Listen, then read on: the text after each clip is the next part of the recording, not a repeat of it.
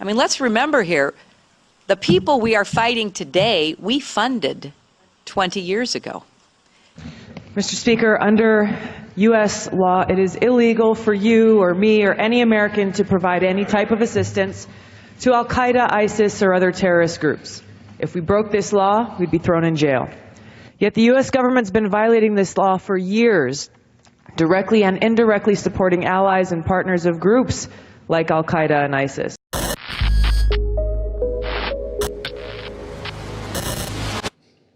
Rob Dew reporting for Infowars.com. Now, what if I was to tell you that there is a Democratic congresswoman that has met with Trump and is against our country's policy of arming terrorists? I'm talking about the former Obama administration's policy of arming terrorists. And you can even take that back to the Bush administration and even the Clinton administration and the first George Bush administration. That's right. Arming terrorists so we have an enemy to go out and fight.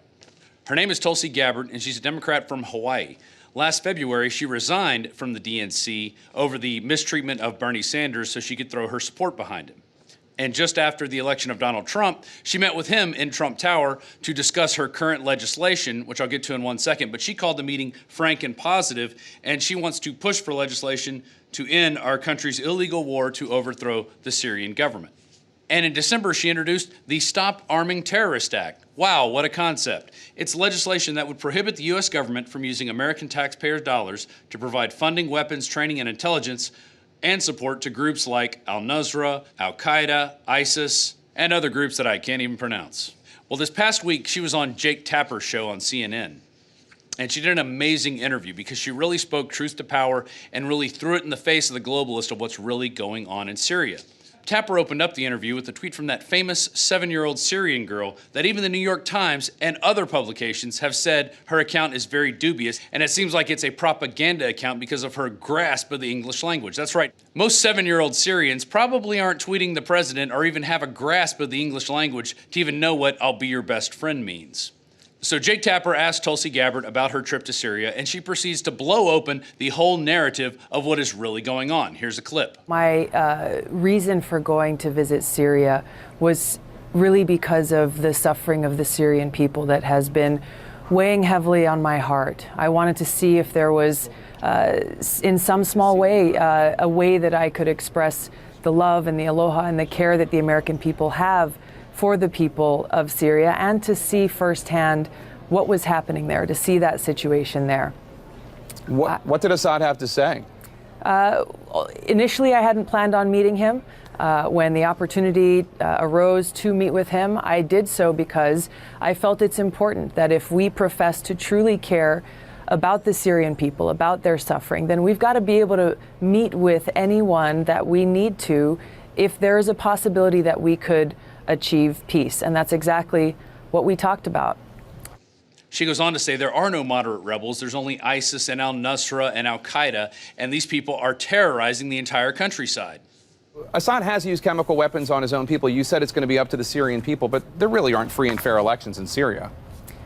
I'll tell you what I heard from the Syrian people that I met with, Jake, walking down the streets in Aleppo, in Damascus, hearing from them.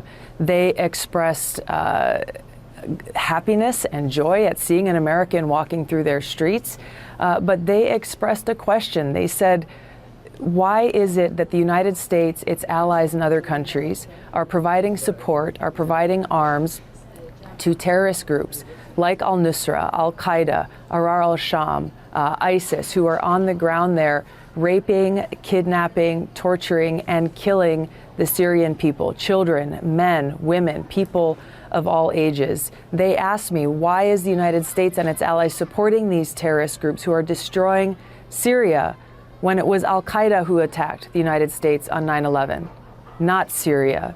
And this echoes what we've heard from General Flynn and even the leaked John Kerry audio, where he admits that they've been funding these groups and have been watching them grow. U.S. counterterrorism officials asking, why are ISIS fighters driving so many similar trucks, and where are they getting them from? Hillary Clinton has described already the meeting in the White House over 2 years ago. Everyone in the national security team recommended arming ISIS. You are basically saying that even in government at the time, you knew those groups were around, you saw this analysis, and you were arguing against it, but who wasn't listening? I think the administration. But what we're trying to do is help Syrians to fight for their own country.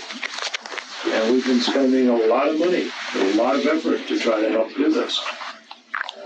So there's an opposition there. The opposition is doing very well. And if they're not serious, then we will help the opposition more. Intelligence officials in Pakistan say a local commander from the terrorist network Islamic State has admitted receiving funds transferred via the U.S. He made the confession while being interrogated. Today, we learned that the same group may now be in possession of a deadly cache of American-made firepower, Stinger missiles. I think it was a willful decision. A willful decision to go support an insurgency that had Salafists, Al-Qaeda, and Muslim Brotherhood. A willful decision to do what they're doing, which you'd have to really ask the president, what is it that he actually is doing? As I've said before, this aspect of our strategy was moving too slowly, but the fall of Ramadi has galvanized the Iraqi government. So with the additional steps I ordered last month, we're speeding up training of ISIL forces, including volunteers from Sunni tribes. She then doubles down on Jake Tapper when he tries to say, oh, we have never funded any terrorist groups. I mean, this is what we've been saying in the alternative media for the last 5 or 6 years, that we are funding these elements in ISIS, and people like John McCain, Lindsey Graham, and Marco Rubio are part of the problem, not the solution. Obviously, the United States government denies providing any sort of help to the terrorist groups that you're talking about. They say they provide help for the rebel groups. Tell us more about... The reality is, Jake, yeah. The reality is, and I'm glad you brought up that point, because this is an often talked about thing by people like Adam Kinzinger and others saying, well, we've got to support the moderate rebels. Every place that I went, every person that I spoke to, I asked this question to them.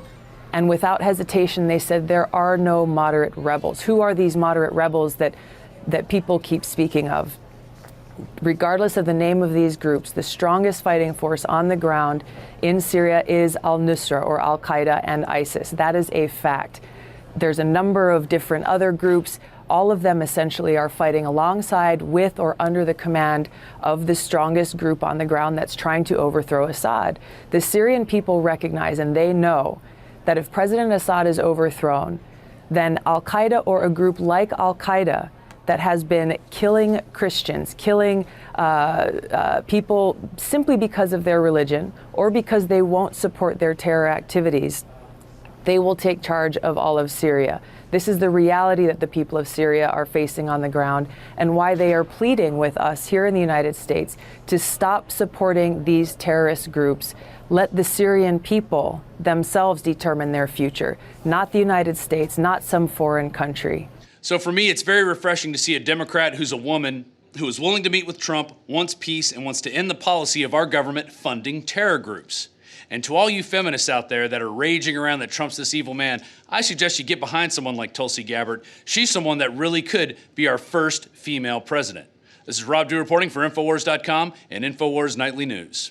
The Wall Street Journal reports that rebel groups are, quote, doubling down on their alliance with al-Qaeda. This alliance has rendered the phrase moderate rebels meaningless. We must stop this madness. We must stop arming terrorists. I'm introducing the Stop Arming Terrorists Act today to prohibit taxpayer dollars from being used to support terrorists.